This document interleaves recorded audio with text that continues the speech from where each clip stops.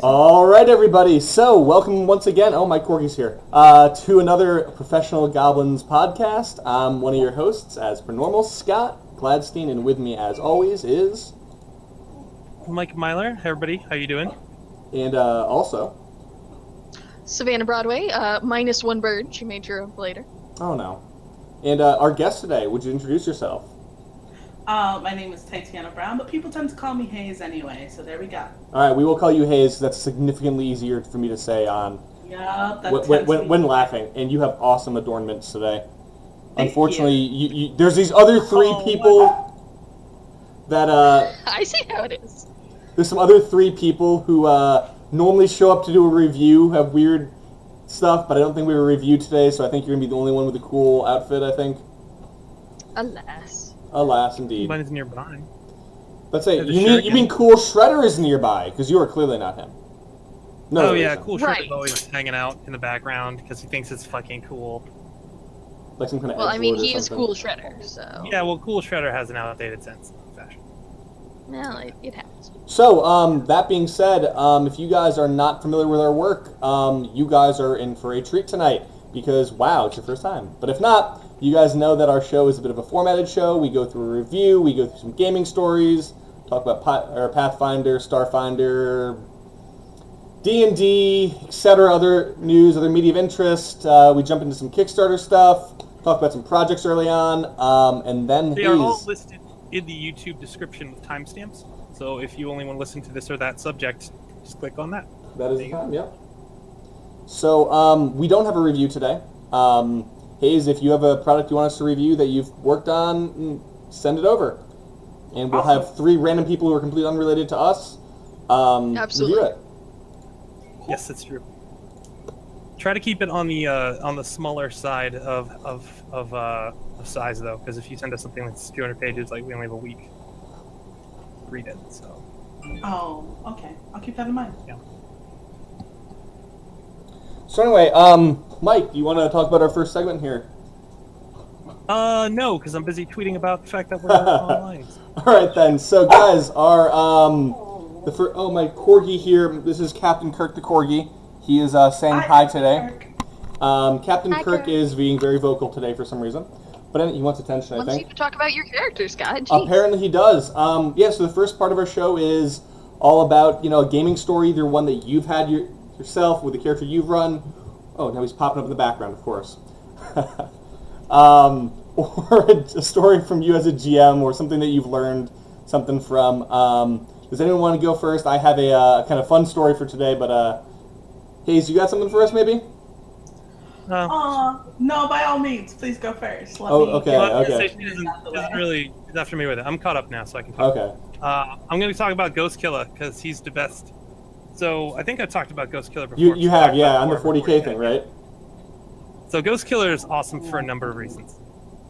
In 5e, it's really hard to kill stuff with regeneration, like super hard. So, even a regeneration of 1 is really powerful. And the way they end up playing this character is to just, throw him into the face of certain death repeatedly, and then just try to stopgap it with his, awakening corpse. It's fantastic. This is your 40K mod for 5th edition, correct? Yeah. It's on. And he's an orc, right? He is an orc, and he's a Warhammer 40K orc. So for those of you not familiar, Warhammer 40K is set in the space, future, the far future, where there's only war. And orcs are an alien race there that are basically grow out of fungus.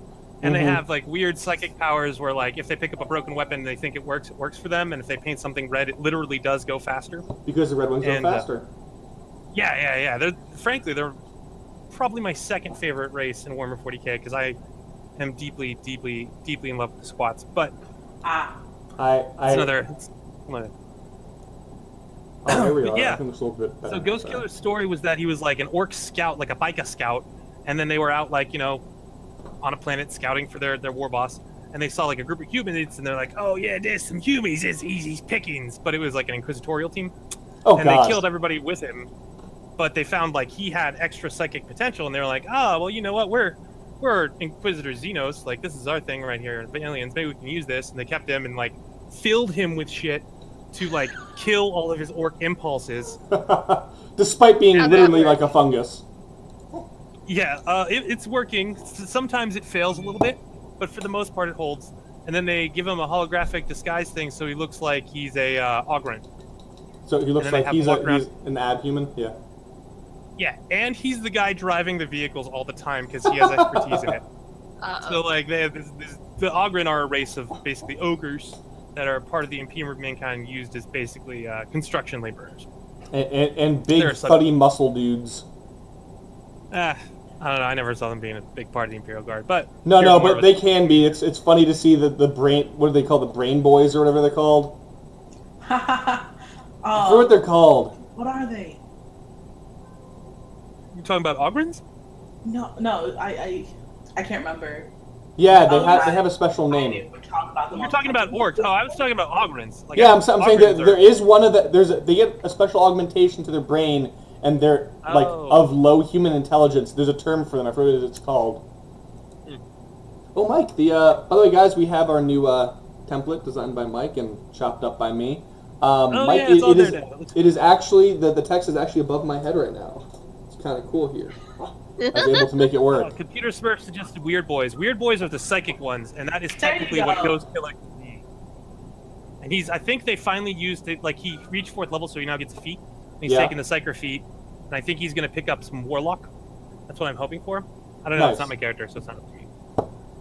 But yeah, Ghoskilla is just like taking the show every time, and I think we're going to get to play sometime in the next week, so I'm really excited, because like just getting to watch somebody play Ghoskilla for 8 hours is like a fucking treat.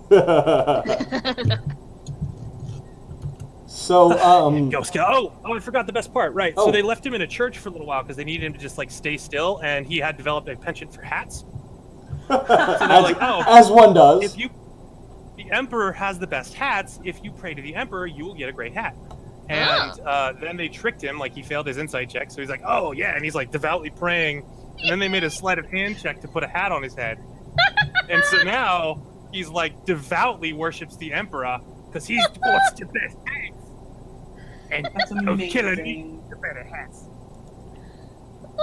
So what is this, like TF2, like a hat simulator?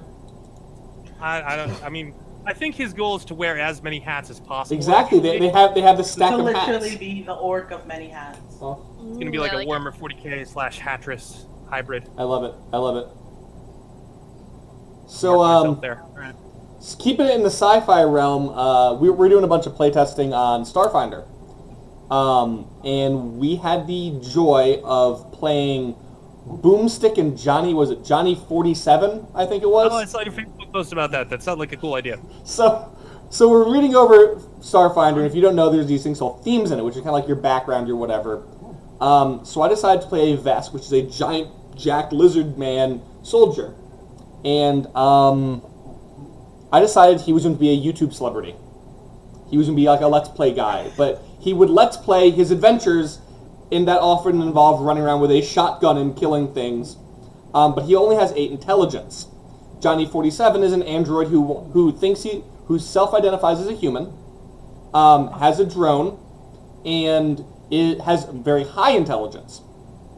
And Boomstick, his name is something. God, I can't remember his fucking name, but anyway, it was Jericho Boomstick Bagazi, and Boomstick has a catchphrase because he saw it as a kid. It's hands against the wall, and then he shoots them. Because that's what people always used to say. They'd be like, hands up. Oh my hand, I'm like popping the mic, I think. Let me turn myself down a little bit. I think that's what's going on.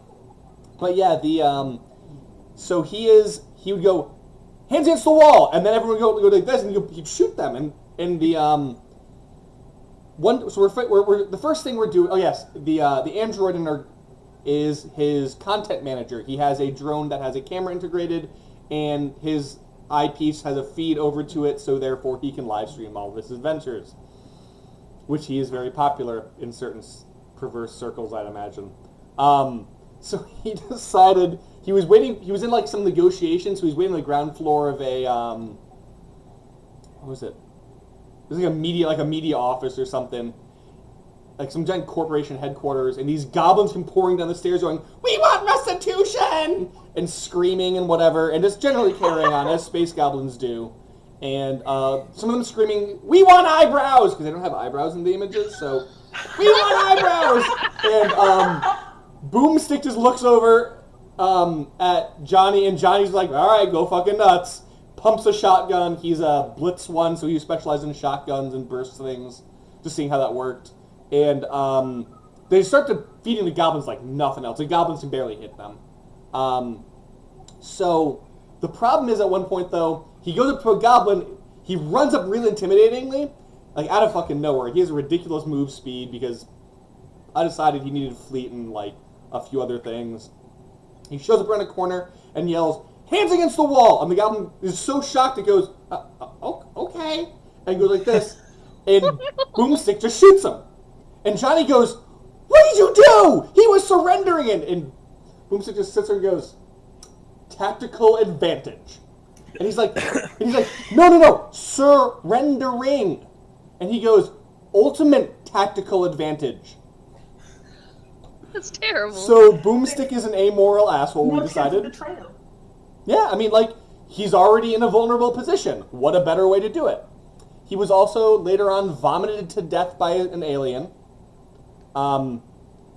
It's from First Contact. There was one that, like, lets you, like, it vomits, and it, like, has a chance to confuse you. So with only 2 players and 3 of them, or 4 of them, I think it was just 3 of them.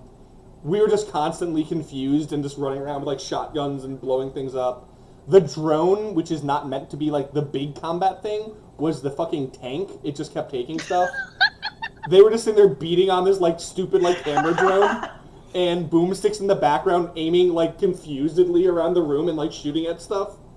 Yeah, so Boomstick will live on, and there will be more Boomstick. He was named Boomstick because I wanted him to be a shotgun specialist. And shotguns are not that great, by the way. They're okay, you just don't want to specialize in them. Oh. But yeah, he had pretty innate good. intelligence. He didn't know that. No, I know. Well, I was seeing, like, because the Blitz style has a bonus to hit with shotguns, but the problem is anything with a burst takes a bigger penalty than he got. So he was basically hitting like a medium BAB character, even though he's a soldier, like chance to hit, but he could hit a big area. So he's taking out 3 goblins a turn, but he was also like missing things. That still. sounds about right. I mean, that's it was what good, Wizards but should be doing. Well, the thing is, though, those were way below RCR. Things that were at RCR were easily dodging it. Like, I would hit, like, once every 2 turns, probably. And that was nice, but I just kind of got screwed a bunch. We'll talk about more of that in the Starfinder section. But, yeah, so we ran a soldier, and we ran a Vesk celebrity soldier, and a android... Mechanic drone? Mechanic outlaw. So, he was fun. Boomstick picked him up in... That he would promote it. A Boomstick or a computer smurf rather approves and said he would promote it on Eox. I love it. I assume Eox is something inside Starfinder that I just have not gotten to yet. No, we haven't. I don't think you've gotten to it yet. Okay. So anyway, either of you have an idea of what you want to talk about? Do you want to go first, Haze? Sure. I'm actually really torn at the moment. Go for but it. I think I am going to tell a story of my very first tabletop character, period. Her name was Hailey Quiche, because I came into the campaign late, and the only thing they told me was that our characters all have food names. And I couldn't think of anything. So I was like, quiche is a word for cheese. Her name is Hailey Quiche. It was a Warhammer Fantasy campaign. Oh my god, we told a story about that last week. But yeah, it was a Warhammer Fantasy campaign, and I can't remember exactly what we were doing. This was 4 years ago, and very muddled by all the other campaigns I was starting to play at that point. But we'd arrived to this city on an airship. Like those balloons, whatever. We'd arrived on an airship, and my character started as a coachman, because I was like, I don't understand any of these classes. What's the simplest class? And they were like, to like wrap my head around. They were like rat catcher. I was gonna say that's where everyone starts. And I was like, I'm gonna go with coachman. Awesome. Because they started with these amazing blunderbusses, which the first time I like, even though it takes 3 rounds to reload, the first time I shot it off, the DM was like, yeah, no, we're gonna modify that so you do less damage. That's ridiculous. But yeah, no. So we arrive on this airship, and I was a coachman who just recently classed into engineer. And through party shenanigans, we find out that there are, was it drow? I think it's drow, living like beneath the city. It was something, there was an evil underground civilization. We go in, we fuck it up. We fuck it up too bad, though, as the ground begins to crumble. Yeah. So we escape, we get back to our airship, but when arriving there, the town that was above ground didn't realize who the fuck we were. So they, like, shot it, and we hadn't had time to repair it. And I was like, well, I'm an engineer. Can I please roll to try and fix it? There were also dwarves there, because dwarves are helping us. And the DM goes, okay, roll. And he, throughout the entirety of this campaign, he's being very nice to us, and also allowed double zeros to count, not as 100, but as 0, but as successes. Yep. So I roll, and I roll a 1, like a true 1, and he stares at it, and he looks at me, and he goes, okay, so this is what happens. You start running through the airship, you're like, flipping switches that have nothing to do with it, but for some reason are helping the ship go better. You're drawing dwarven runes. The dwarves want to have a word with you. And like just before the ground beneath your airship completely crumbles and falls away, the ship goes up and off, and you guys are safe. So sometime later, we meet a different dwarf. Who heard about the encounter. And he was like, oh, you're a human engineer. And he goes, how old are you? And I go, 34, sir. And he goes, it's amazing what humans can learn in 3 decades. And I didn't have the heart out of character or as the character to inform him that at that point I'd only been an engineer for 2 months. So it was fine. I was on, became dwarven friends. It was great. So Haze, you can appreciate the absurdity of this, and I don't think they can. I don't think they've done the Warhammer Fantasy game. 10 Oryx Furies in a row with a Warhammer against a troll that just one-shot the campaign's, like, the sessions. Yeah, that's what we were talking about before, and I was just like, and we had a troll slayer with us who just wanted to kill a troll, and I just wanted to help him. I was a priest of Sigmar. I walked up just to get a good shot in, and just rolled Oryx Fury 10 times in a row. The troll is exploded everywhere and just, like, died. It was beautiful. So, And you stole that poor guy's dream of killing a troll. You monster. I think I did, like, 80 damage or something ridiculous. No, it was just like... He took his glory. They were just sitting there like... They were like, you're a priest of Sigmar. Have you been consorting with, like chaos or what's going on here? And I'm like, no, I swear. I'm like... Are you sure you didn't, like, sell your soul to corn, sir? Yeah, well, no, the thing was, we figured out later that, like, Sigmar had, like, fucking blessed me or some shit, and the game descended after that, but... So, what do we got today, Savannah? Anything good? Yeah, so, as frequent watchers will know, I'm in a Call of Cthulhu game. And so I'd like to entitle today's story, Dr. Blevins and How Cthulhu Went Yakkity Sacks. Or, The Hula Hoops of Yoggsothoth. Oh, I like the second one. Yeah, so the idea is that one of our players follows Yoggsothoth. Oh god. Because Yoggsothoth apparently is very against the skinless one, who's like the old one that we're fighting currently, or whose cultists we're fighting.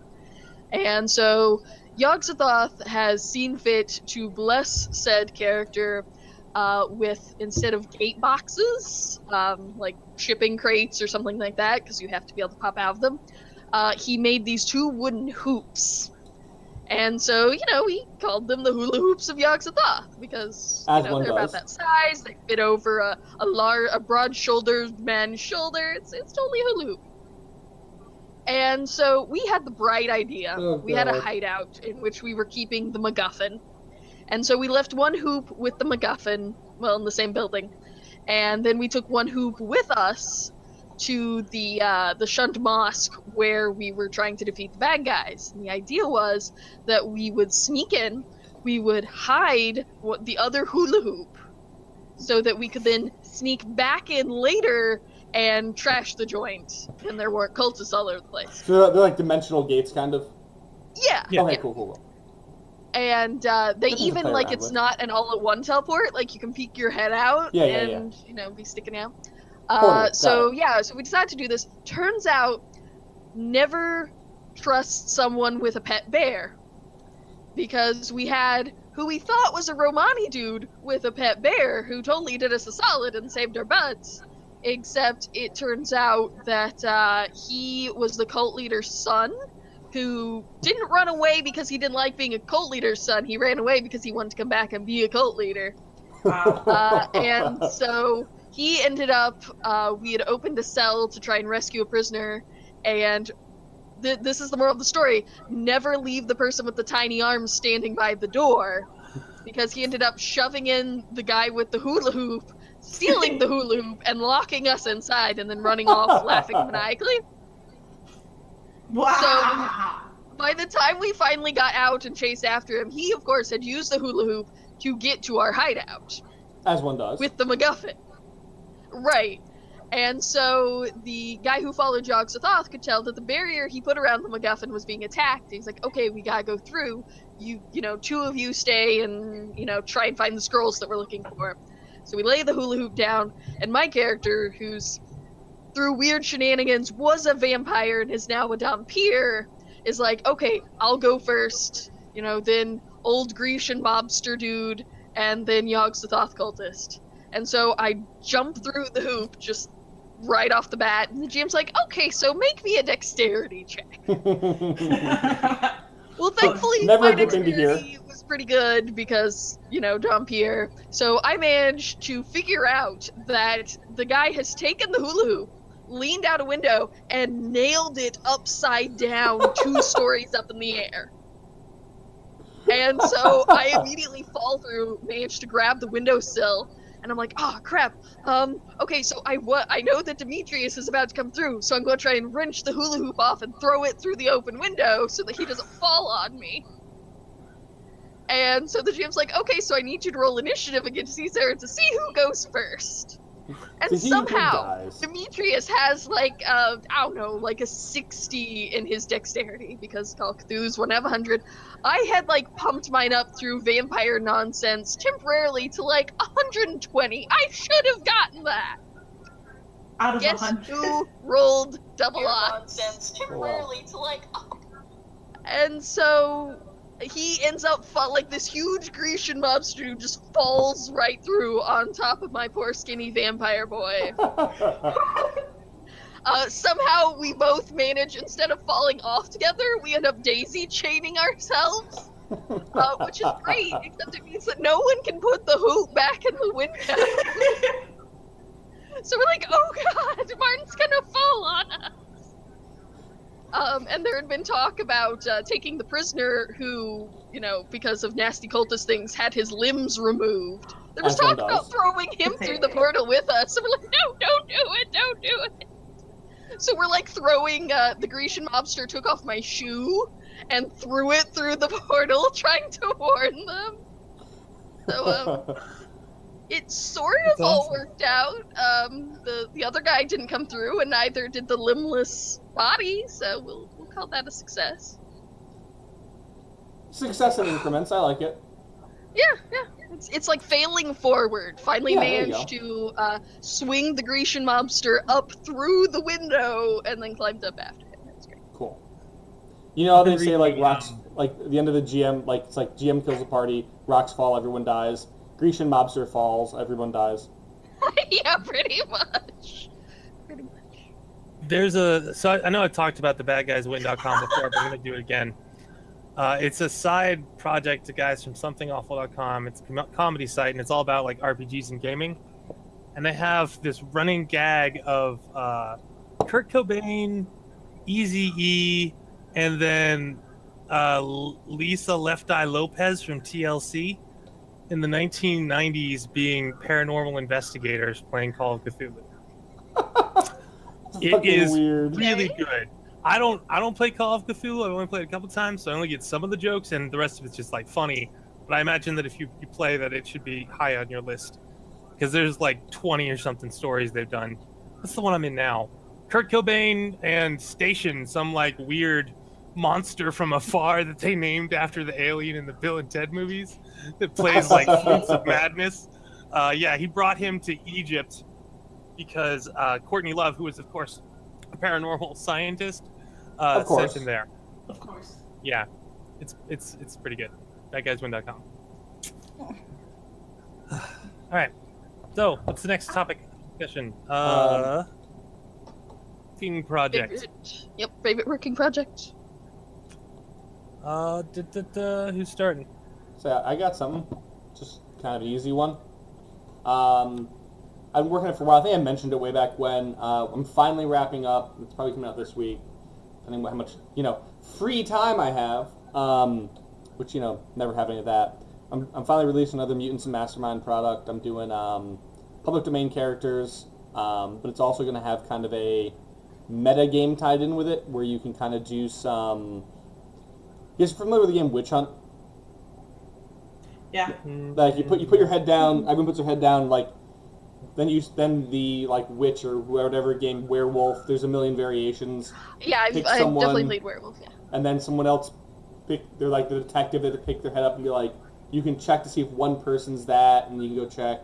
But anyway, there's kind of a fun kind of like you were all the basic premise of the setting is like it's the 1800s, and you are playing characters with large amounts of fictional characters who have large amounts of agency in the world. So you're like Sherlock Holmes or Tarzan or whatever. And yes, I abided by all the trademark laws. Trust me, stupid ones. But the idea is that there's this one BBEG in the world. I think I forget what I called him, like the Shadow or something like that. The Shadow. Well, no one's ever seen the gamers. Not the Shadow. The Shadow. The Shadow. Like the Shadow who. I don't remember what I called him. I think he kind of remains nameless, but he's supposed to be like, there's some giant bad guy who's like setting this whole thing up, like the world's failing, and one of the players is supposed to actually be that person, and everyone else has been identified as like key players in the world, and they have to like, they're all together because they all know that they have been identified, and they know that one of them is actually the bad guy working against them, but the best place to hide is in plain sight, so there's kind of a meta aspect to it too. You can kind of work into it. And there's rules for it. Sorry, my face is a little lopsided. I kind of fucked up my TMJ, my jaw muscle this month, so that'll be some puffy. But anyway, that book's coming out in. They said it should be this weekend. We have some cool art for it. I have a deal with this guy who makes something called Hero Lab. Not Hero Lab. Oh my god. Yeah, the thing called I Hero got Lab. Hero Lab. Never heard No, of it. It's in Portuguese, but it's like Hero Factory, so we get some his artwork in there. But yeah, it's really just, do you want to play these cool like public domain characters? You want to play Tarzan? You want to play, sorry, Lord Greystock. He's not Tarzan. I can't use that term. But they are literally accurate down to the excerpts from the text. So it's like Dracula's described exactly how Dracula is described in the Bram Stoker novel, which I recently reread. And he is not a handsome fucking fellow, dude. He is ugly as shit. Yeah. He has like hairy palms and shit, and like. Here I am at the train station. It's so sad here. But yeah, anyway, that I'm so having like, breakfast outside the train station on my way to Dracula's castle. Oh yeah, fucking John Breakfast Harkness. is not very good. Chapter 5. Like, I just couldn't handle it. No, dude, it is bad. It's good, but it's also bad because they use like in the book. If you guys aren't familiar, viewers, in Bram Stoker's novel, it's literally done as a series of like written like journal entries, and some of them are fucking just mean nothing. It's supposed to be like Basically. red herring, but literally like there's this intro chapter with John Hart. It was just boring. Like, the book could be half the size that it is. Oh, easily. Obviously, just getting paid by the word or something, and like, yeah. Well, the funny thing is, like, there's an intro part in the castle, and then you don't learn about this character's fate. But immediately following that, there is like 20% of the book where fuck all happens. It's literally the social life of these two ladies who you could, like, imagine the most vapid person you can imagine. Like, Yep. like upper, like, born rich, doesn't care about anything, like this vapid person. That is these two ladies going back and forth. And I guess it's supposed to be a little bit like annoying, but oh my god, they were successful. Too successful. He's just the most obnoxious part of the book, and even at the end you're like, oh my god, I can't wait to... and I'm going to talk about the campfire for 20 minutes, okay. Yep, don't mind me, just worry about the campfire. But yeah, anyway, And that's what we're on coming out that with. note, since you're talking about Tarzan, I accidentally, when I was like in school, like middle school or something, high school, I was supposed to read The Jungle for honors English over summer break, but I read the Jungle book, and so I didn't take honors English that year. And like the Jungle book is really annoying to read. Yup. He describes like every fucking leaf in the forest. Yes. I remember reading it. My grandpa gave me a really, like, old, like... It's not first, it's one of the early editions, though. And reading it is painful. It is. You have to fight yourself to do it. Like, it's, yeah. Like, So It's a great story, but like, oh, God. the only one I can equate it to is, like, Dune, but, like, not the first one, but, like, God Emperor, which, pardon the pun, is the driest book you'll ever read. Like, even on the audiobook, you'll hear, like, Moneo, have you heard my philosophy on humanity's failings as a species? We are inherently wicked creatures. That's enough. And yeah, and no, he repeats that for like hours. I had the audiobook. I literally would drive to work and back and not get out of one of the God Emperor's like stews. I don't know how to describe it. Like his monologues. It's so annoying. How How did you not fall asleep and crash is I what don't I want to know. know. It's a good question. Oh my God, did they do audiobooks? You have to... So, Mike, when you said the Jungle Book, I realize now that the Disney movie must be based off of that. But I thought you meant, like, the book of the Disney movie. No, I mean, Baloo appears in the... Okay, so the Jungle Book, like, by Richard Kipling, is actually a bunch of different stories that includes Baloo and stuff like that. Yeah. Yeah. But yeah, no, I understand. Tabi is my favorite. The English teacher was deeply amused and offered to let me turn that in lieu of it, but then was like, you have to read the other books. One of them was Grapes of Wrath. Ugh. I made it into chapter 2 of Grapes Ugh. of Wrath before I just like Ugh. flung it across the room in frustration. Let's say I when I read that book, I actually I gave up early on. It was one of the choices I I've could never read. seen an author accomplish their goal so quickly and efficiently as the Grapes of Wrath. It was like, I want you to know what the depression was like, and then they gave you the depression, and that's the whole book, and like I couldn't do that either. The Depression, the book. That's what it was. Even the Of Mice movie's and that Men was bad, dude. great. I killed Of Mice and Men in a single sitting because it was so good, so I was really excited for this. And then I got what it is. Of Mice and Men fucked me up, man. I don't know. This is a really incredibly well done It is, story. but it fucks you up. Oh yeah, for sure. Hey guys, So, not speaking of Mice and Men, Haze, you seem to have no country for great old ones. Ooh, good Good segue. I like it. I'm happy that like I'm part of this company to help with this project, but like in a sense it's kind of. So I've never read Lovecraft, right? You're not missing much. Yeah. There's a free app. You can download a free app that has all of this stuff. No, it's fine. I'm never going to. Here's why. Still not missing much. Ever since I was little, I've had this recurring nightmare, and one time I had it in college, and I told my friends about it, and they were like, "Oh, you have Cthulhu dreams," and I was like, "What?" And they were like, "Have you never read Lovecraft?" I'm like, "No." They're like, "You've never read Lovecraft, and you have Cthulhu dreams." I'm like, "Okay, so I'm not reading that." That being said, I still like interacting with it. What's up, buddy? Was he chewing on it? Like, let me see. Oh, it's not a problem. Sorry, guys. Oh, okay. But I still like interacting with it just from a distance. And No Country for Great Old Ones clearly, is one inspired by the movie No Country for Great Old Men, Yep. which and it's going for very much that kind of like suspenseful feel. If you've ever seen the movie, and it's pretty much going to be like Fargo, Midwest desert badlands. Yes, yes. There's the nearest person 16 miles away, kind of deal. Pretty much. And it's going to be an adventure that you can play from the perspective of the police officers and the perspective of the robbers. Like you can do one right after the other or the other way around.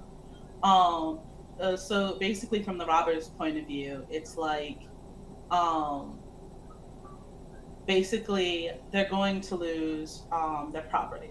And this property's been in the family for ages. And in order to keep it, they've decided, fuck it, we're going to go rob the bank. We're not just going to go rob the bank. We're going to go rob the bank that, you know, it's mortgaged to, because why not? However, problem with that is that one of the brothers has been having these like weird dreams. And it's fucking with him even more than normal. And the cops are just like trying to figure out, like, one, stop this robbery, and two, trying to figure out what all this other kind of weird shit is happening along with it. And I'm really excited because it's kind of like I like the whole aspect of the weird being so much greater than the normal that it only is ever so affecting it. And people never really having a full grasp of what it is that they're actually dealing with. I think it'll be great fun. So that kind of gets me to like why I don't like love. Here, it's cool in the game, but it's also why I don't like Lovecraft when he writes. If you read like the Color from Outer Space or whatever, the way he describes it is he goes, I went to the attic and I bumped into this horrible thing. It was really horrible. And I can't even describe it. To the day I die, I will never be able to describe how horrible this horrible thing was. And he never tells you what it is, never tells you why it's horrible, but he does this shit where it's just like, and he does in every one of his books. That's what everyone is always like, loses their shit about. It's like, he's like, the great old one was so evil and terrible and bad and wicked, and he wiggled around and did bad, wicked things. I can never describe the depths of how wicked and bad he is. And then he never tells you. That's his style of writing, and it pisses me off. I like the Cthulhu mythos that has grown from it, but his writing, that annoys the shit out of me every time. Edgar Allan Poe would get the same treatment because I felt he was a much better writer, frankly. But he always did short form. He didn't do like big ass novels, you know. Well, luckily, you won't have to read any of H.P. Lovecraft's writing. I actually read a bunch of it. It pisses me off. Like, if he could just be like, she was ugly, an evil, haggy creature, or like, it was a demon. He's just like, no, it was a horrible thing. It was really bad. My mind snapped looking at it. I remember nothing, but it was really horrible. And you're like, gee, fucking thanks. You've told me so little, but I guess I should be scared?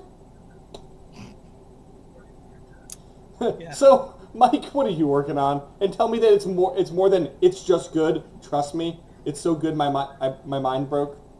Yeah, check out the document. I just put like a little flyer in there, or should I put it in the chat or the Twitch or something? I can't pull things up on this new setup. Oh no! That's what I was telling you in the show. Put it in the Twitch so everyone else can see it. Is it the flyer? It is the flyer. I will share that later tonight. Flyer is dope. Is this for Nazi Smasher? Now. Operation Nazi Smasher, yeah. It's the last up. art just finally came in today for the interior. I need to color it.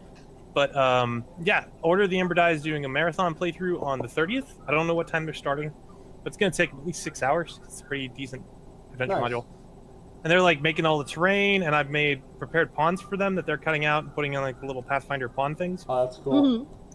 Yeah, and we will have everything. We managed to get all the interior art illustrated, so like there's a pawn for every pregen, there's a pawn for every soldier. I'll talk about the pregens in a second. There's a pawn for every Nazi soldier, and there's a ton of those. Pawn for all the Nazi zombies, pawn for all the Nazi whites, Nazi scientists, the Nazi mages, the Nazi villains. Nazis. You smash a lot of Nazis in this event. It's great. I mean, You it's all the smash title. every variety of Nazi that you can possibly imagine. And if you end up buying it, all the proceeds will go to the SPLC and other anti-hate organizations. So you will be a good person for buying it when it's available. But what else did I do? So Steve made the pre-gens. Steve and Karen made the pre-gens years ago for PaizoCon because he bought me a plane ticket to go run games there in 2015. And I didn't look over them too closely. And then the Order of the Emperor guys looked over and they're like, hey, we found a bunch of problems. So then I gave them to Steve to develop, and he did some stuff. And then I came back, and now they all have like little blurbs, like the way Paizo PFS pre-gens are, to explain all their abilities. Yeah. So I got to find a way to jam all that onto 2 pages, which is going to be a bit of a challenge because there's a shitload of words. Creative formatting, Mike. At this point, I'm super happy with how it looks, though, and like, I'm glad that we spent all the time doing it because I feel like if we hadn't, that people would have been very angry with the pre-gens and been like, how do I play this guy that shrinks to like, thumb size? So let's see, what do we got? Bombshell is a kineticist, like blow up person. She blows shit up and flies around, so blaster. And then Major Victory is your like classic punchy brawler dude. Woo. Does he punch Nazis? Of course, he smashes Nazis. That's one. Minuteman is the speedster. Which is great. He's got like a tri-corner hat and the whole like courier get up. Sea Chorus is sort of like a Prince Namor type character from Under the Sea. Then I want to talk about strike. Oh yeah, Mind Mole is the dude who becomes super small and he's a psychic too. So he doesn't have any like direct attacks, but he has a lot of like status effecty type things. Cool. And obviously can become thumb sized. And then Strike Force is this. I think he was just like a straight up fighter, but his ability is to summon soldiers, and he summons like his dead buddies using their dog tags. Fuck yeah! That's not morbid at all. Using their dog tags. Using their dog tags, and then he cool. can like. We added stuff last night because like we did the second round of development. So now you can summon like when you summon them, you can do it in such a way that you get like one guy that has a flamethrower or a bazooka. Nice. Yeah. I'm a heavy weapons guy. I can't wait to watch Order of the Emperor play through it. Like that's gonna be taking up my entire Saturday. I think it seems like dope. Yeah, no, it's a good time. Yeah, and then I decided we're going to reprint the entire Hyperscore thing in the back too. Cool. Like the whole chapter 10 with all the additional stuff I've written. And do some clarifications because we found some errors in the core book. Like when you add, it's for Pathfinder, right? And you're supposed to add your Hyperscore to your level if it's determining use per day for abilities. But for points, like Key Pool, for instance, or Magus's Arcana Pool, we were not consistent with that. So like literally half of it came down half and half of the NPCs in the core book either had it worked into their points pool or didn't have it worked into their points pool. Oh, no. And I had to go to the adventurers to find the pre-gens to see like, okay, do any of these motherfuckers have points pools? And I found one that does it and it is worked in. So I'm going to add in like little clarifications like that I've found over the past 2 years. Yeah. Savannah, It's gonna be amazing. I'm sorry. Savannah, you got anything else here? Yeah, the project I wrapped up is I finally got a hold of a kidney stone. Oh my god. I would Very be like, exciting. that's awesome, but I'm like, I would rather you have had those, period. Right, well, if you have to have them, it's good to at least get a hold of one, because now I can figure out what in the world's going on. So that's exciting. That was my wrap-up. It's amazing that something like, it's so tiny, it's like a very, very tiny little, bloody rock thing. Did you not get to take it home? I mean, I got it, I had it at home. Like, it is in my possession. But Where is it's it? I want to see it. It's, give me a second. 1 second. Alright. I want to, I feel like we have to see it now. When Savannah said that, I thought she meant someone else's. No, it's hers. She's been having a bit of a problem recently. So guys, remember, right here on Professional Goblins, this is one of the only places where we show off our own bloody kidney stones. A reminder that we are not doctors or medical professionals of any kind. Just FYI. Please don't sue. Yeah. Let's see. I don't know if you can see Oh my it. god. Weird gray speck. That has to hurt. Yep. Jeez. Yeah, no, it looks both unimpressive and really gross simultaneously. When that is coming out of a like, hole in your body, that's not fun. Yeah, no, like, this little bastard put me in the ER at 5 in the morning. Yay, but not really. Yeah, not really. That's So yeah, horrifying. apparently I have a weird little calcified growth thing on the inside of my left kidney, which might be a stone later once it breaks off, or it might break apart. No one knows. That's horrifying. So Yay. I'm going to the urologist tomorrow to try and figure that out. So that's my project. You can't say urologist and then drink yellow liquid. I have that cup. You seriously just like, I'm going to the urologist. Yup. Yep. It's a great cup. It is a great cup. That really threw me for a loop for like half a second. I thought you were doing that intentionally. Yeah, guys, I found my kidney stone as she drinks Yeah. undescribed yellow liquid. So, Mike, are we good with that section? I I'm believe not. so. We Yeah. should talk about kidney stone. Yeah, it's been real exciting. Kidney stones. Favorite new projects that are not ours from which we cannot profit. I Okay. have a thing, and I'm gonna talk about it. Dang You it! got a thing Do today, it. actually? Talk about the thing. Talk. All right. Do you have the link there, Mike and/or Scott, to post in Twitch? Yeah. You have On to the post Twitch me to windows. Twitch, but All right. So the idea is that this is the Rite Gaming Mega Bundle, and for those of you who don't know, sadly, a year plus a couple months ago, we lost one of the big heavies in the RPG industry, Steve Russell, the head of Rite Publishing, and his wife Miranda is, still carrying on with the company. And so the Rite Mega Bundle is specifically for the education fund of their daughter, Iris, who's still a wee little baby. So yeah, it's a good cause. By the thing, I know there have been, between all the hurricanes and the earthquakes and all of that, there have been many good causes. But if you, have room in your heart / your wallet, good cause. Over $1,100 worth of PDFs for $35. Yeah, I was gonna say an insanely small amount of money. It's definitely a good cause. And she's not even a year. Is she a year old now?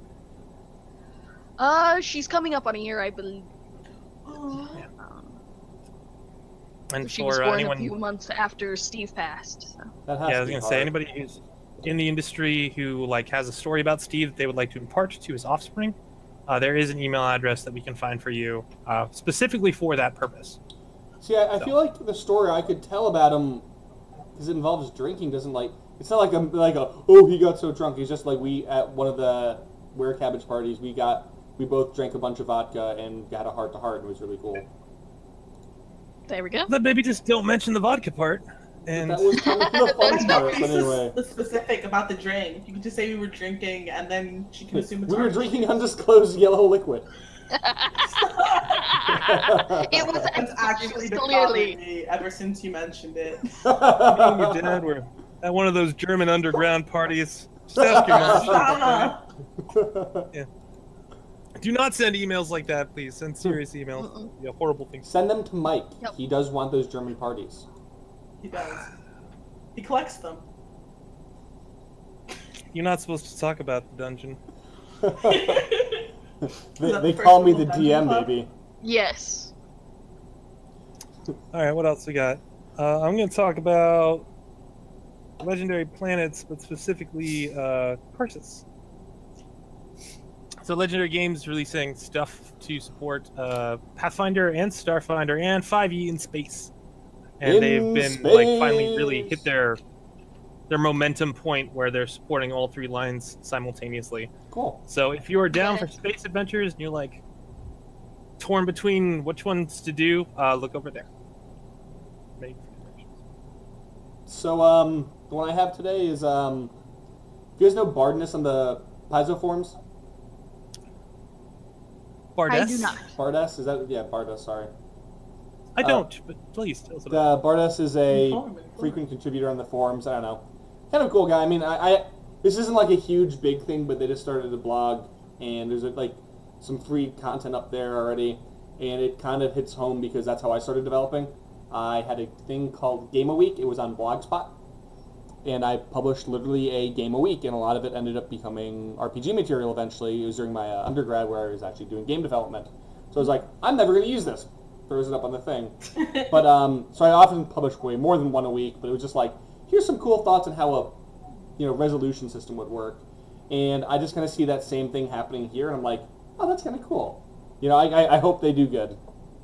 And if you are an Italian gamer, I'm pretty sure this guy is Italian. Yep. Yeah. Because it's bilingual for the site. At least parts of it are. And they've only got like 2 posts up, I think. Yeah, just 3. Like, hey, I'm here, and then 2 content posts. But I mean, it's only been out for a week or so. So if I remember correctly, I don't know. I think it's kind of cool. I had this really puffy cheek today. It's so weird for me.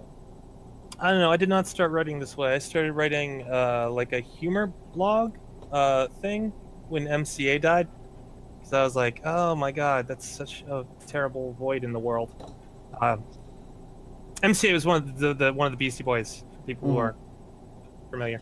And I'm not going to say the name of the blog because I took it down, and there's still caches of it. But there are things on there that people would probably be offended by, because it's kind of like something awful, but like I'm not nearly. And now the internet has defended. Good luck, man. Good fucking luck. Let's say you can go find mine. My shit's terrible, so enjoy. I started to get like a decent readership. I was getting like a couple thousand hits every day. I was pretty happy about it. But then I started selling stuff professionally for RPGs, and I was like, well, probably can't have this, Mike. So, no more. So, the end of an era. What? Haze, you got something here? No, not really. That's fine. Oh, that's okay. You're a guest. Let's Who got next? Pathfinder and Starfinder Pathfinder stuff. and Starfinder news and speculation. Woo. Yeah. Oh yeah, I see this thing, Mike. That's pretty good. The binding issue that people have been having, and they've been reporting bad binding on your thing. They know about that, and there's like official blog post about it with the procedures to get your book replaced for like free. I think it's really cool that they're doing that, actually. I mean, like, it's cool that they're doing it, but I don't think Paizo's footing the bill. No.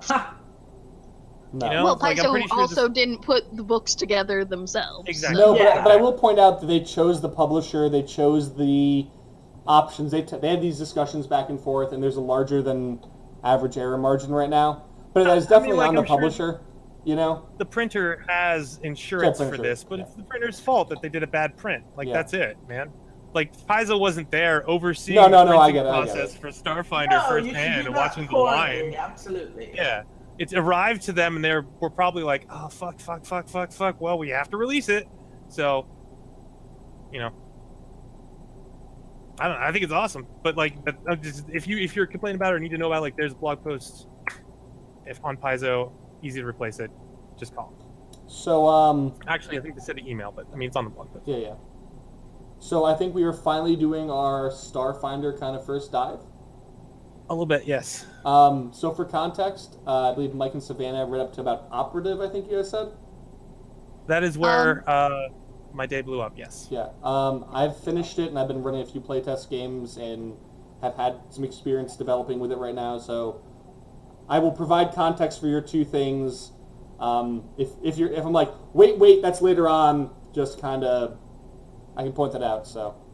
Yeah, But I've anyway. been sensing stuff as I've been going along that I'm like, okay, I need context for this from a later chapter, but I'm not going to not read this in order. So Mike, what do you think about it? Well, I'm going to start by saying that I saw somebody put out like a big blog post about the things that they're disappointed with Starfinder. Yeah. And, I mean, I don't know, so you read that one too? Yeah. I wrote a Yeah, counter article to it in case you didn't see that one too. I did not see the counter article, no. I wrote a counter article, and I posted this morning, and it's got like 600 something views already. Yeah, he's kind of pissed in the wind, I thought. What the kind of summary of it was, he doesn't. One of the major pain points, and there's a few others that he doesn't like, but one of the major pain points is there's all this content existing for Pathfinder, and it doesn't really convert super well over to Starfinder a lot, and it feels like cutting off, like keeping the pinky and like cutting off the rest of the body. But I kind of feel like content bloat's kind of a huge issue right now, and the fact that Starfinder's going to start with a clean slate and it'll start bringing over. It's the first book. Don't worry about it. It'll start bringing over the stuff that you wanted to see anyway. I thought that was like a super naive opinion of a massive multimedia intellectual property. Mm-hmm. Like, what do you think they're doing with it, man? It's not. It's not like middle school presentation time.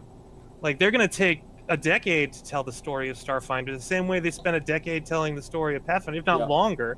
You're not gonna see resolution between them and stuff for at least like 5 years, maybe 4, maybe. So I want to be along for that ride. I don't want the end spoiled in the first release. So Mike, overall, what do you think of this? Oh, right. Yeah, some actual thoughts on it.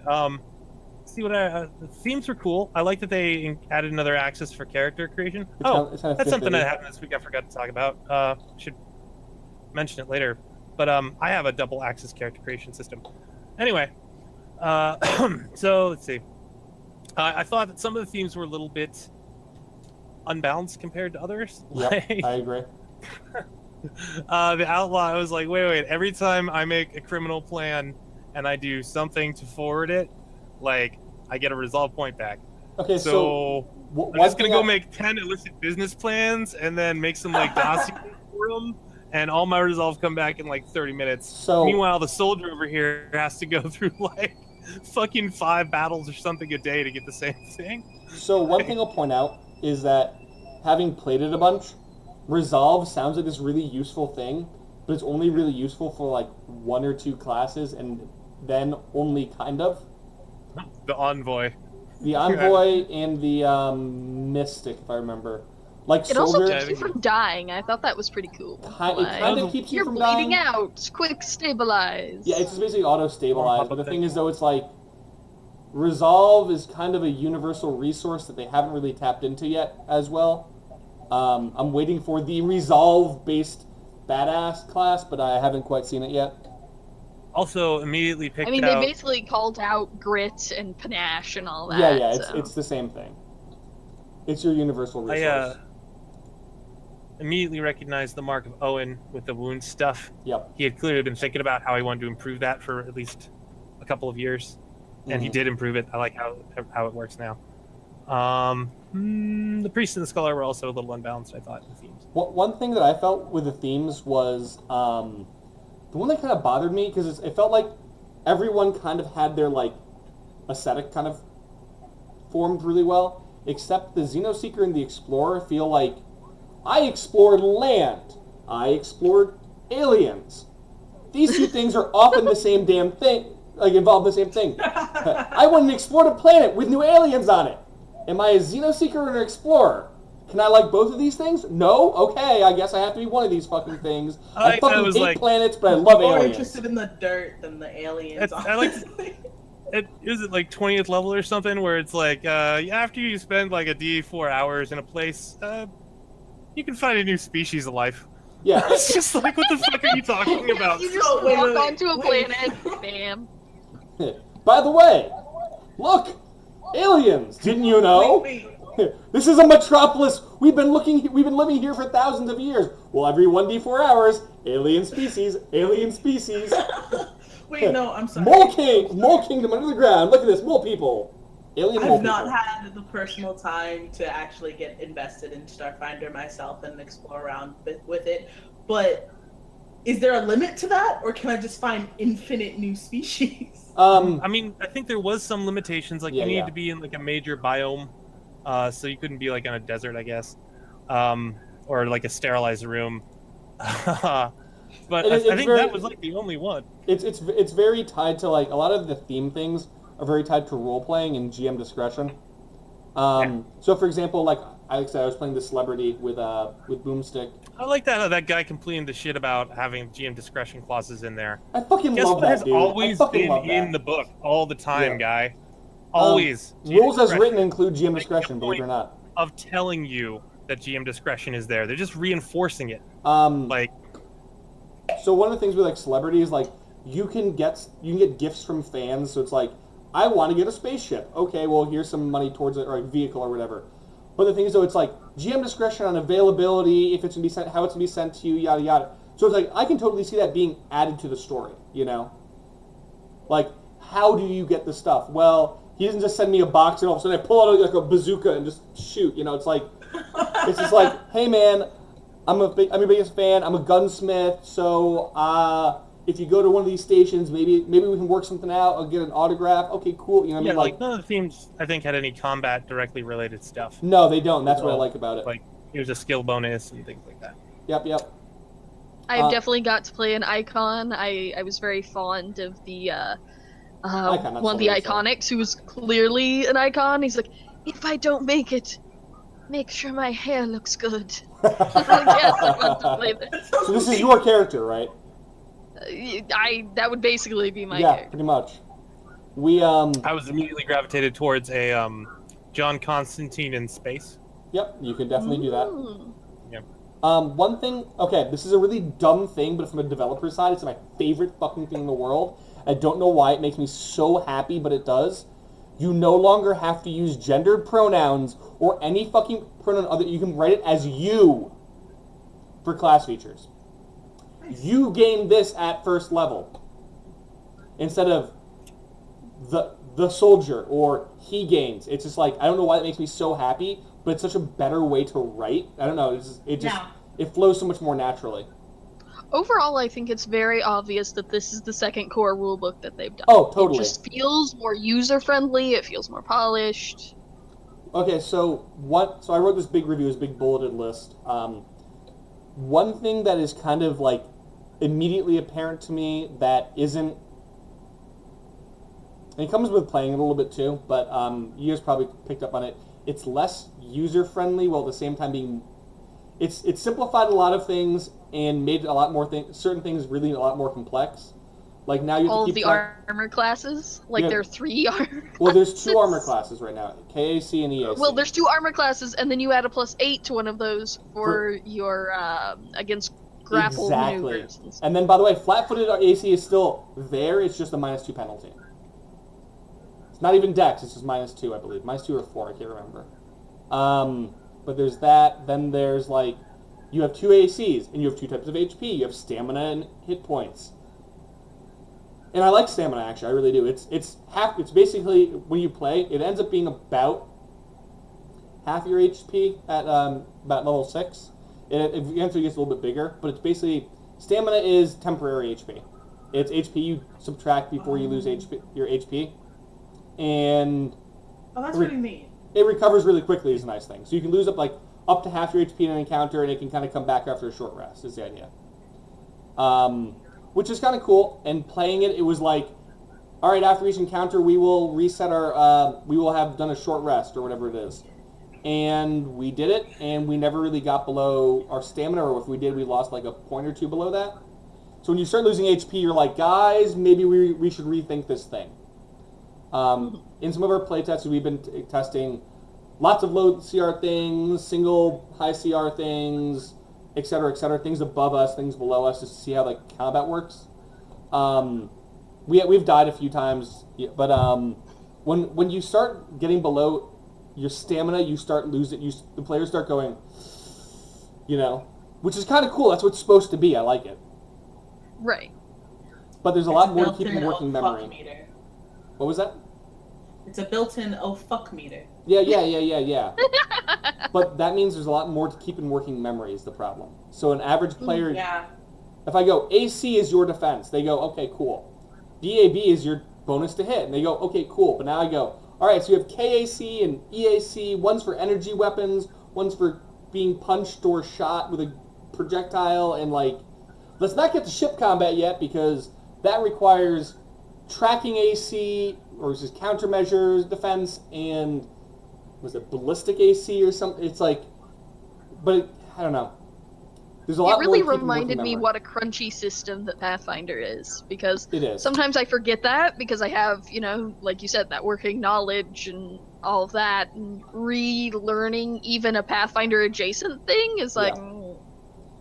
One of the things. I mentioned that worked into some of the design ethos, and same thing with like having more things to keep track of. Like they wanted it to be simpler, but they also don't want it to feel quite like Pathfinder feels. I get it, yeah. So giving you more stuff to maintain, like. I'm looking forward to once I get to the item thing. I'm looking forward to reading about how items work. So items are probably. I don't want to know now. I'm gonna find out soon. No, I'm not gonna spoil anything about it. But when we were selecting items, like it felt kind of like how Shadowrun feels when you're selecting all the items. So like armor augments and stuff are like, now I can do this cool thing. I won't spoil for Mike.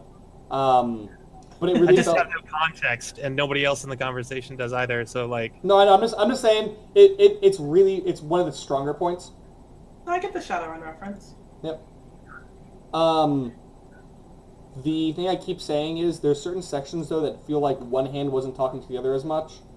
Like my common example is that they made size really simple for characters. It doesn't affect your stats at all. It just gives you different reach and you use different weapons. But small and medium characters use the same weapons. But if you're bigger or smaller, it costs a little more or a little less. Doesn't really impact like damage or anything. It just is like pay a little bit more. Which is great because it's like you can make a huge race and have no problems. Other than it has 15-foot reach with a knife, but you have a gun, so what does it matter?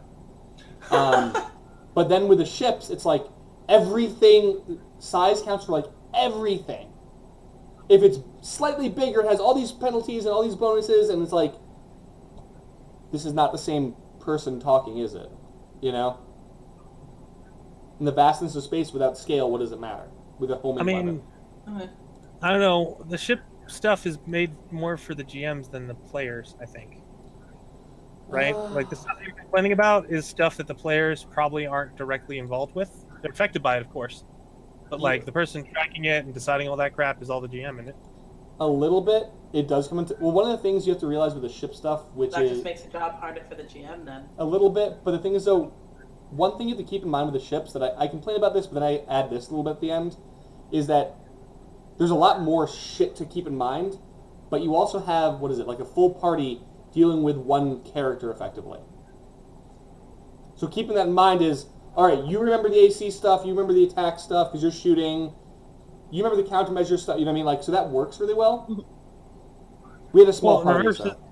And part of this is that it reverses the roles of the combatants, right? Because normally you have 6 adventurers fighting one big bad evil guy, right? Yep. And now you're the big bad evil guy, probably fighting 6 smaller ships, or maybe another big bad evil guy. Yep.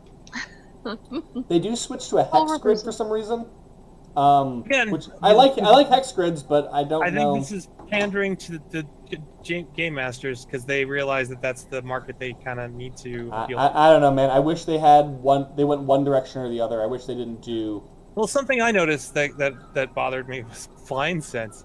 So I'm going through the races. I'm like, okay, Yoggsothoth, that's cool. They have 4 arms, but like, they can only hold weapons in them. They can't make extra attacks. That's kind of bullshit. And then the Lashunta over there are these like telepathic super motherfuckers that pick any 2 skills they want. And I was like, what? Okay, I'm playing one of those.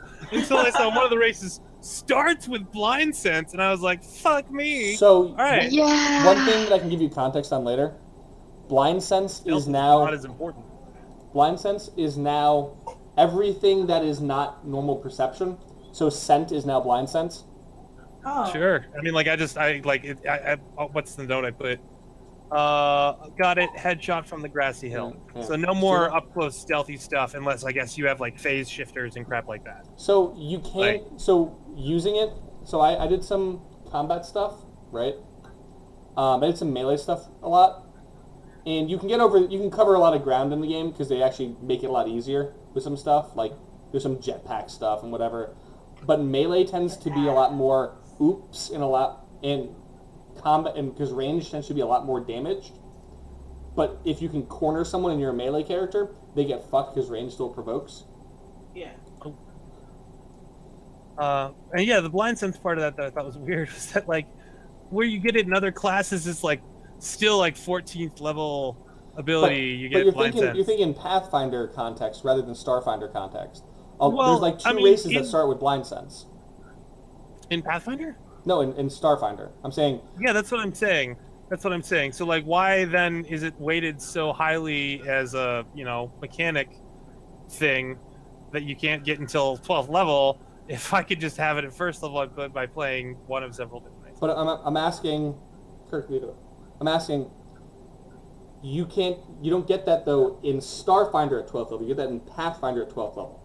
Oh, no, there was one of the classes, I'm pretty sure it was a mechanic, where you have to go quite a ways before you're able to get blind sense for your drone. But say it's not really that useful for you. Like it's I just mean, like like a lot. it must not be because you Yeah. can get it at character creation. Yeah. So then why is it weighted at 14th level? That was something I noticed that was Well, it's inconsistent. because your drone I've has seen it some pop really up in a weird. couple different spots. Drones don't play like animal companions. They play like because engineers are your skill monkeys, and when you play with their drone, it's the okay. So I'm forced into combat. I get to do my thing. My drone can kind of do stuff, but not as much. So it's a little bit more like, hey, I'm kind of playing catch up really late with your drone. Is what it kind of ends up being like. Yeah, the mechanic looked a lot like the Netjacker, so I was like, Yeah, okay, yeah. I know what this does. What else? I did not like the symbol thing I in love the. I love it. Why didn't they keep? Why isn't it consistent? Like, why does the envoy get symbols for their crap, but the mechanic doesn't get symbols for their thing? Here's what I should Like, say. you I could have love like that a the little envoy has Wi-Fi it. symbol. That would have been perfect. I love Right? that the envoy has it, but I don't like that no one else has that other people don't. That's what I'm saying. Like, Yeah. if you're gonna do it for one class, you should do it for all of them. Like, come on, guys. Like, what are you doing? In First Contact, all the different types of monsters have their own unique symbol for like, this is a skill-based enemy, this is a combat-based enemy, this is a whatever enemy. And then it's like, oh, that's cool, I like that. But Computer Smurf said that the system for ship stuff in Starfinder is a little more complex than Rogue Trader, but it includes the party better. it So that's does, cool. yeah. And the Solarian has symbols too, apparently. So that's Okay. cool. But like, yeah, I don't know. If you're gonna do it in one class, I feel like it should be for all of them because you're doing basically the same design ethos like all the way through. So like, carry through. You know, like hit the ball and then swing through the ball. One thing I like to point out with the class design, it is Pathfinder turned up to 11. It is, here's a small chassis of a few abilities. Kirk, leave it. Sorry, my dog's being annoying. Ow. It's a small chassis with a lot of options. Like some classes have like 2 or 3 different sets of like talents, if you will. Like Soldier, for example, has your combat style, then you have gear boosts you get too, which are like, I work better with that. So, yeah, like I said, it's like Pathfinder class design turned up to 11. I love it. I don't know. It felt a little weird to me. Like for the mechanic, that was optimal for that. And by the way, people complaining about not having mechs, I don't know what the fuck you're talking about. Having one of the Cortex things basically makes you into a mech. Like, there's also power suits later on, so there you go. But yeah, like the mechanics perfectly fit into that. Like, here's you get to pick, 10 abilities as you level up to 20th from this list, and then like 5 abilities from this list over here. Like that fit like a glove. The Envoy, I was not as with for that. That felt like I like that a lot. Sorry, I really like the square Envoy. into the circle for me, man. I don't know about that. Like it worked, but like it didn't feel like it worked as well. So while we have dove a little bit into Starfinder here, I think we should keep moving on. Hold on. Okay, sorry. You were saying that multi-classing worked differently and in the other show, and like. Oh no! How? Okay, so multi-classing. They basically what I'm talking about is they really discourage it, which really is what I didn't like. How do they discourage it? The rules are like identical. Did you read the section on it? I mean, I looked up Control F multi-classing, and I looked everywhere. So there's a paragraph in there that says, "Look, it really doesn't work really well in Starfinder. We kind of wasn't our thing." They actually go out and they go on for a paragraph talking about it. Okay, but it still statistically is identical to the way it works in Pathfinder. Correct, but they also say that they literally call out a Soldier 5, Engineer 5 will not measure up to a Soldier 10 or an Engineer 10. That's just what they say, like in their rules, how it. I feel like that's most I'll see. classing, but Yeah, like that's kind of the point, is to increase your utility at the expense of potency. But it's one of those things where it's like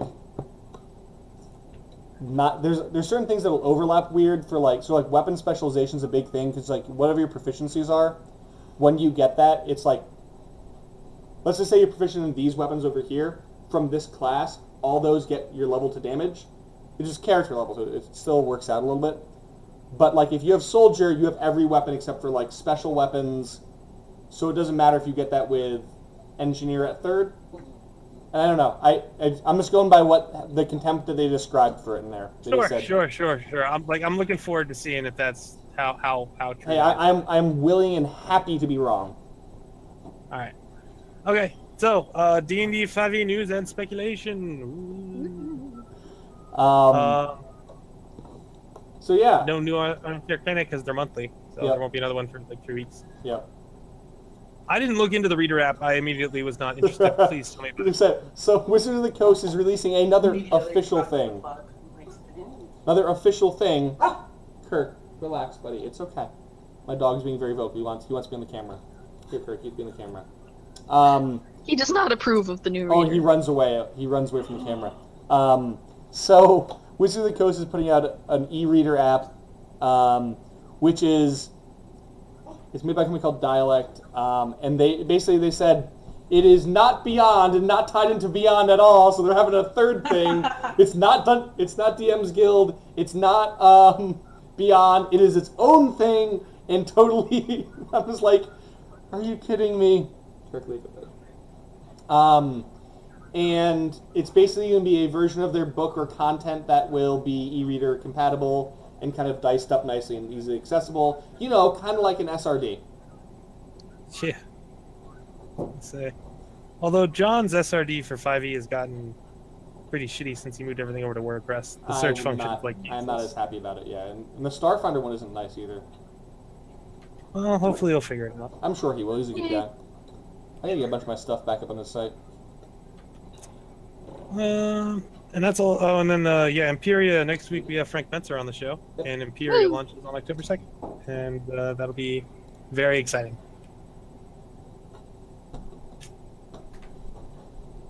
So, the other RPG business. Other RPG business. Real Tell me quick about and the Star painless. Trek RPG. Well, if you guys I haven't actually played it yet. I get to look at a little bit of it, but then not a lot. This is the one from Modiphius, right? Yeah, I think so. They put out a bunch of adventures is all that really happened. It's pretty cool. I like that it's called These Are the Voyages. And it has a Galaxy class in the cover, and I like myself a Galaxy class, so...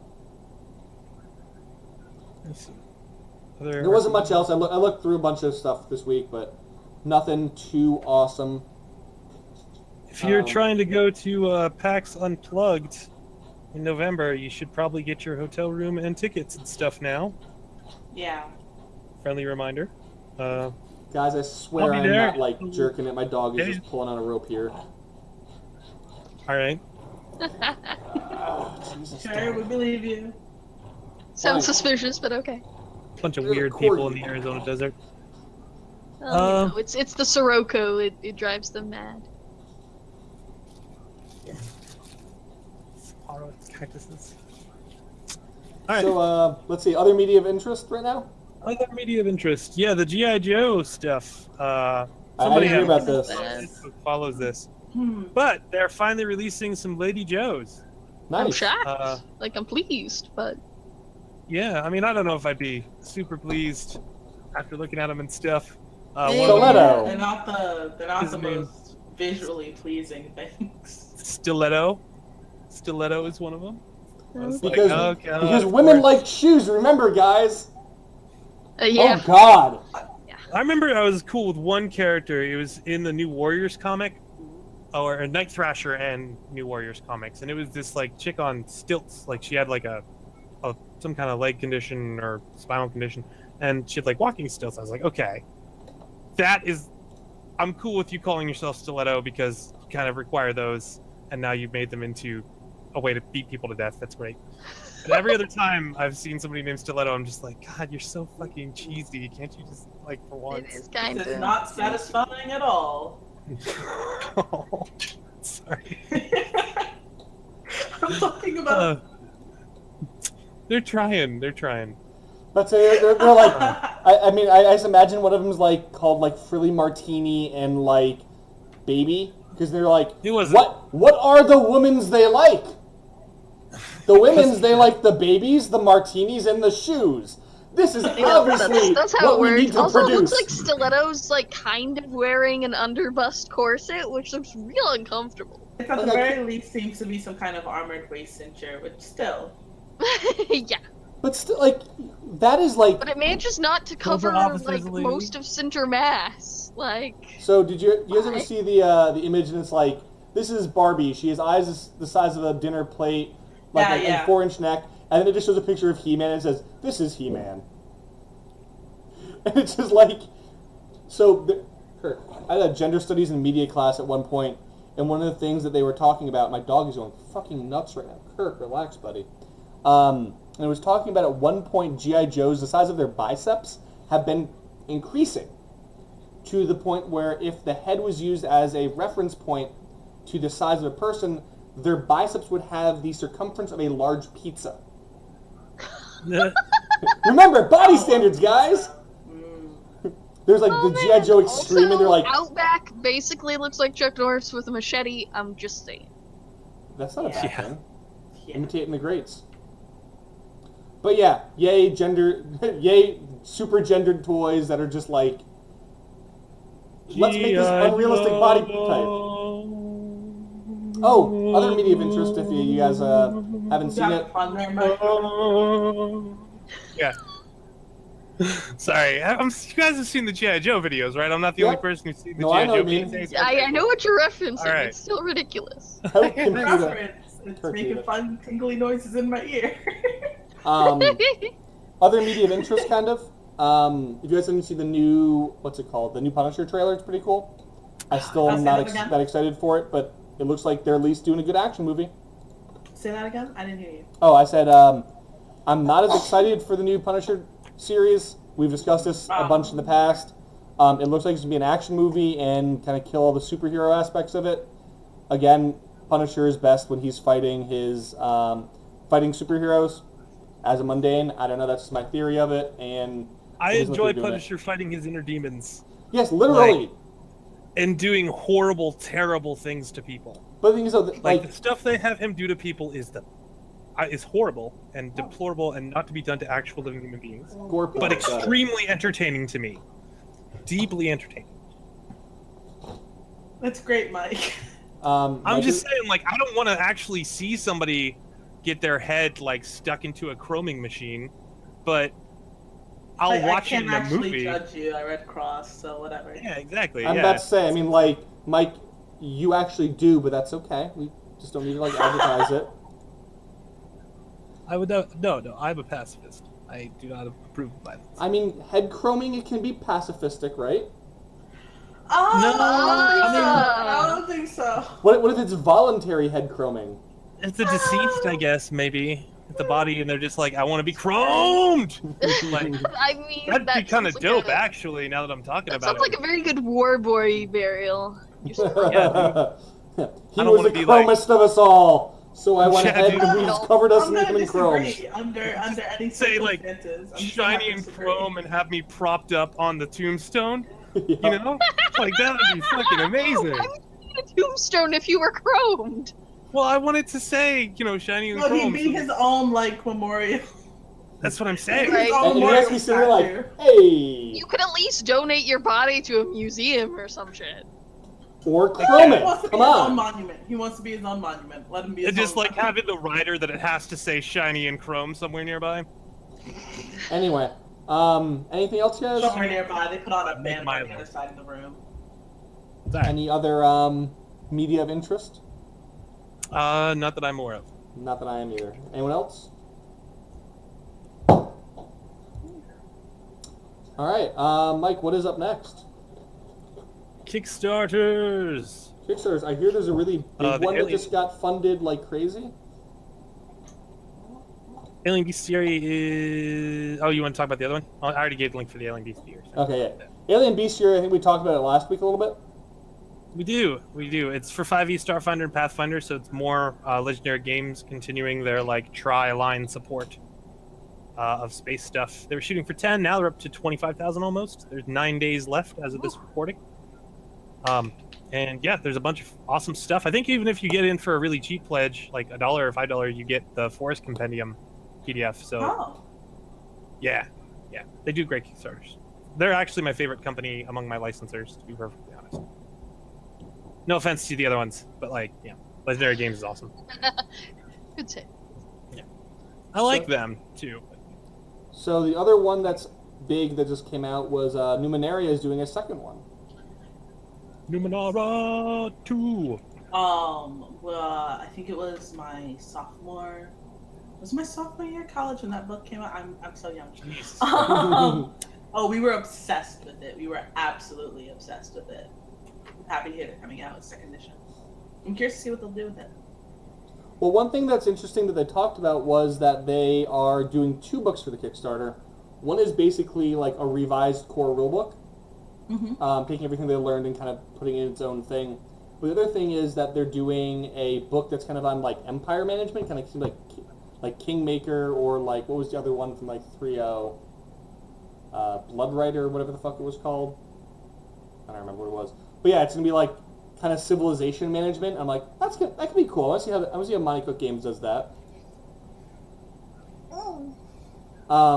One of the cool things is I learned something interesting today. If you tally up the amount money Monty Cook Games, I think it was, with their Kickstarters, it's about like $2 million. So follow your dream, kids. Wow. Well, damn. I mean, I suppose I shouldn't be surprised, and yet. Can they kickstart for me to never have to work again? Yes, they can. It will not be successful though. Oh. But yeah, that one's already funded. I mean, it's been out for like a day or two, and it's like they wanted like what, like $90,000 or $80,000 or something. Oh. Yeah. And they're already at like over 300,000.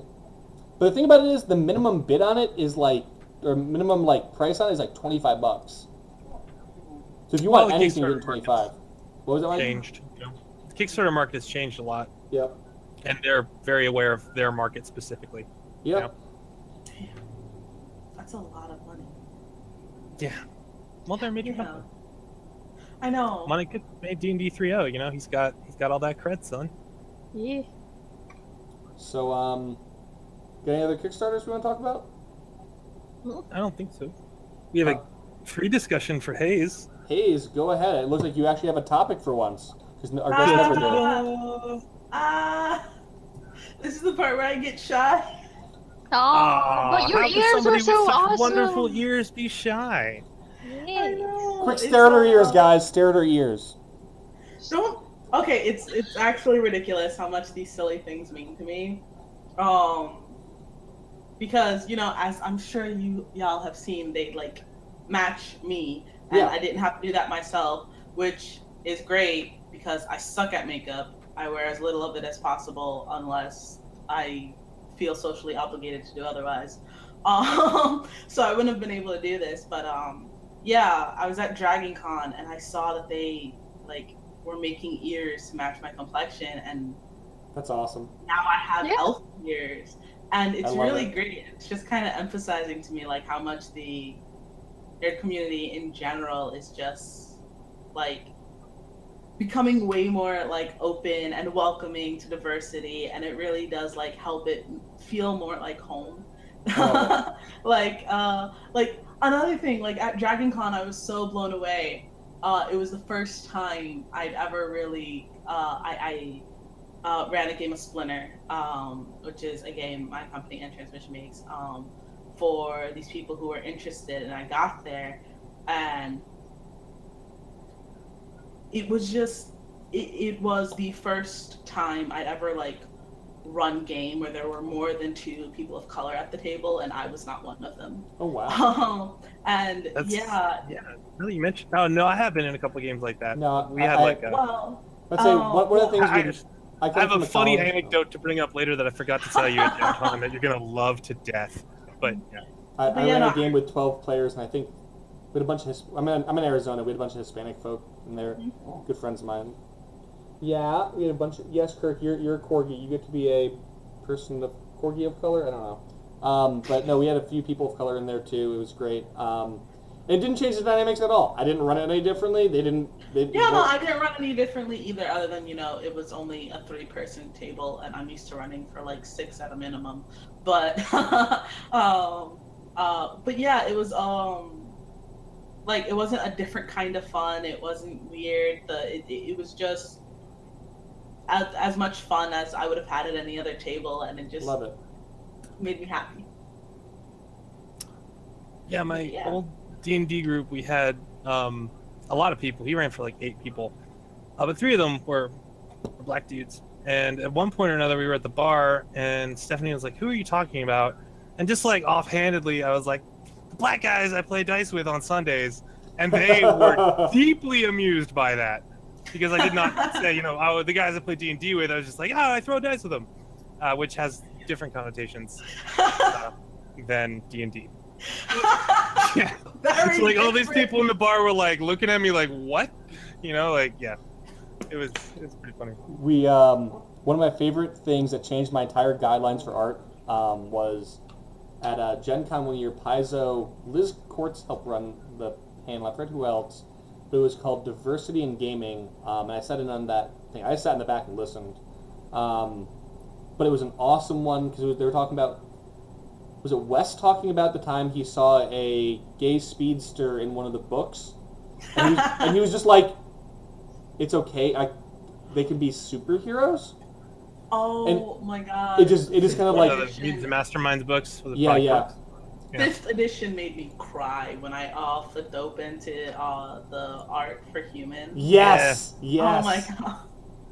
Well, the cool thing is, after that lecture, though, literally every one of our art guidelines has an open 1/4 page black color, don't draw the edges, yada yada, and one of the bullets front and center is number 4 is we are a diversity positive group.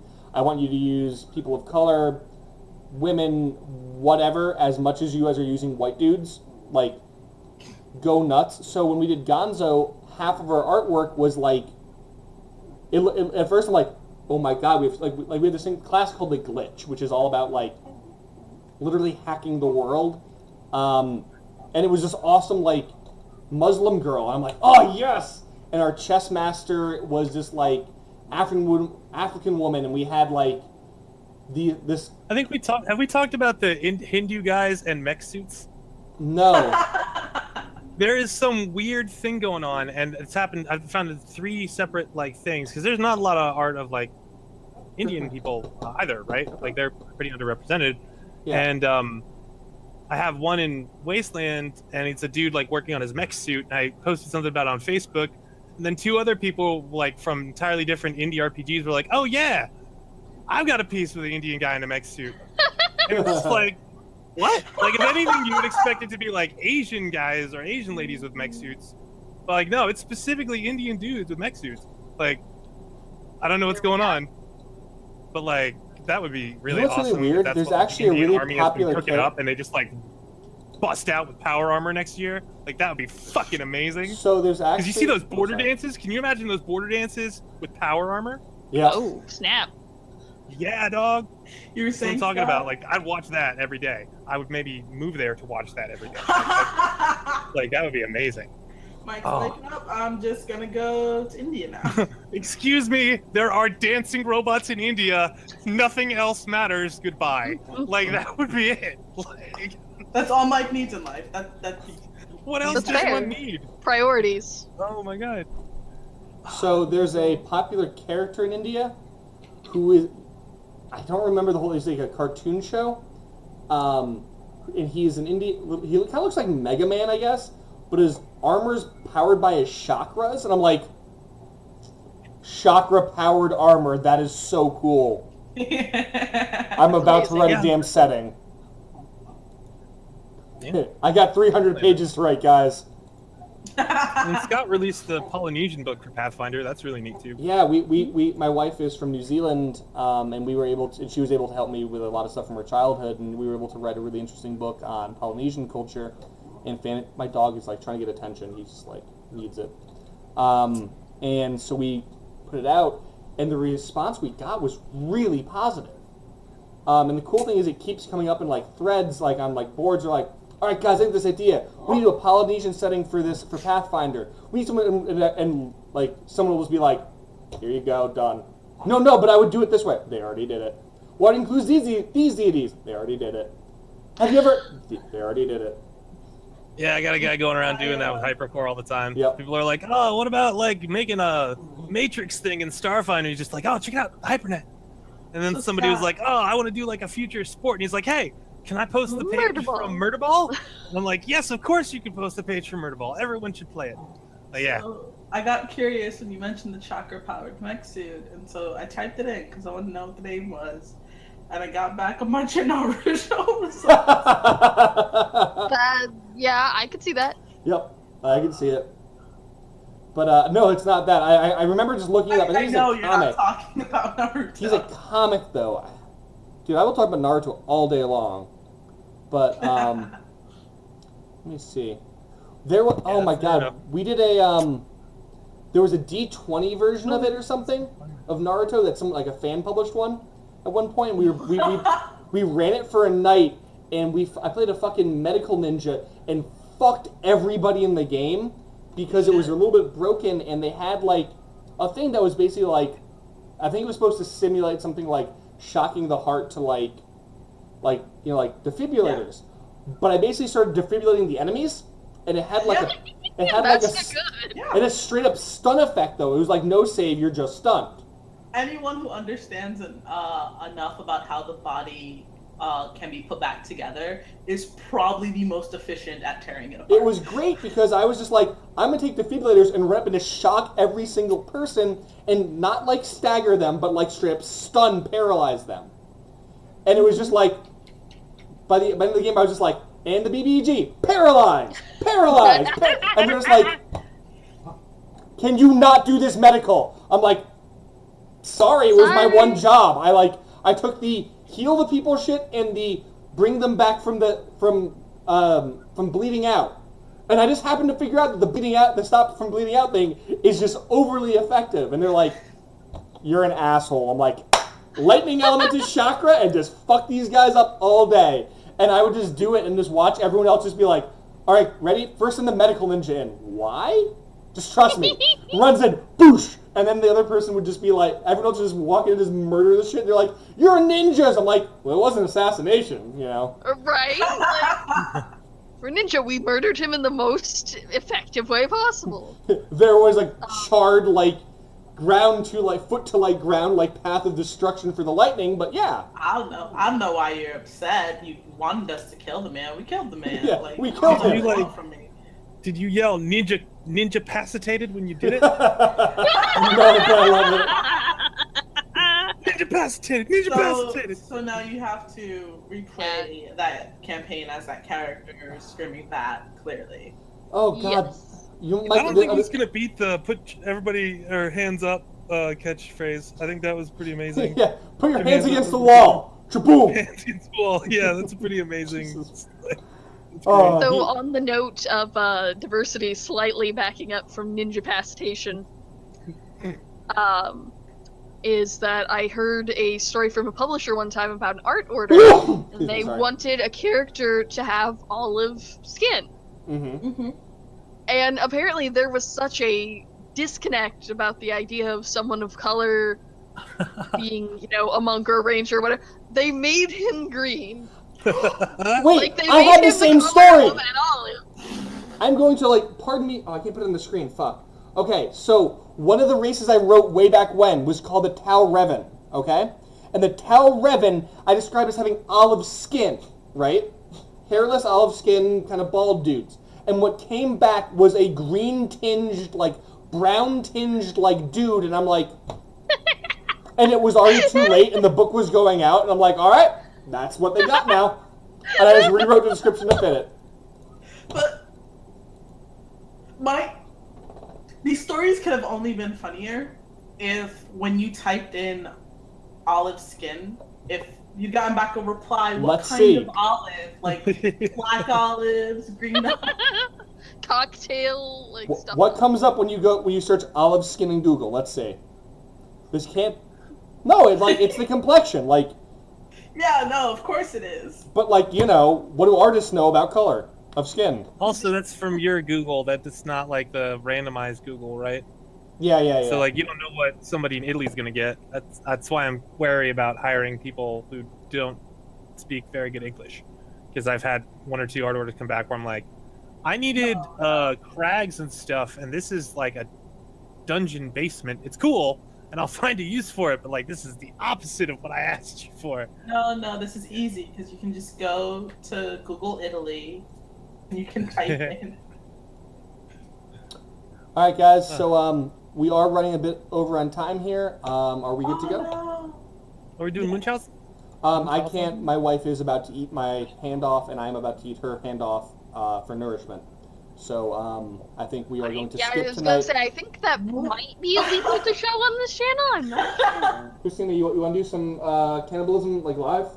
No. She's saying no. She's not interested. That's in, reasonable. like maybe auto cannibalism. Can we do that? Just a little bit of hair. Oh, Is that okay? Just a little bit of She hair. has really long hair. I don't think I could eat her hair. just bite off. Well, I your mean, that's what I'm finger. saying. Just a little bit of hair. She She's can ignoring spare me. it. Just Yeah, but bite there's off no your like finger. caloric intake there. Fun, creepy fact. There's It's protein. actually a lot easier to bite through your finger than it is to bite through a carrot. Your brain just stops you because that is your finger. Huh. Yeah, that's really painful. I wouldn't do that. That's super creepy. All right. So with that wonderful note, let's wrap up, guys. Thanks for joining us. Hope you liked our It was an cool little absolute logo pleasure. thing. Thank you, Haze, for joining us. It was an absolute pleasure. Absolutely. Yeah, So- we had a lot of people popping back in, so if you Yeah. do want to see it, it is on the Mike Myler YouTube channel. I'll put this up in the next couple of days. Yep. All right, guys. Have a nice one. Thanks for coming.